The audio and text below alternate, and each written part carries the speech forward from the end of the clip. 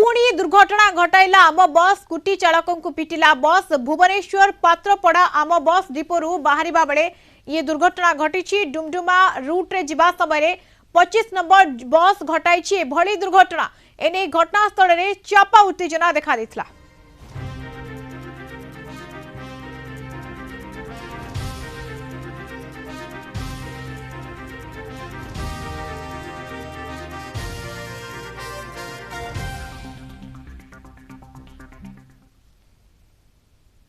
राजधानी life line आम बस पलटि डेथ लाइन वर्षक भितर 7 जीवन नेलाणी प्राय 100 आहत केतेबेले ऑटो उपरे चढ़ीगलाणी तो केतेबेले गाड़ी को धक्का देउछि।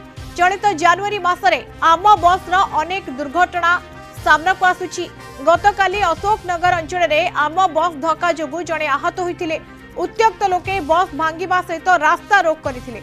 जनवरी 3 तारिख रे रूपाली छक निकट रे आम बस ऑटो को धक्का देबारु जनकर मृत्यु होइतिला।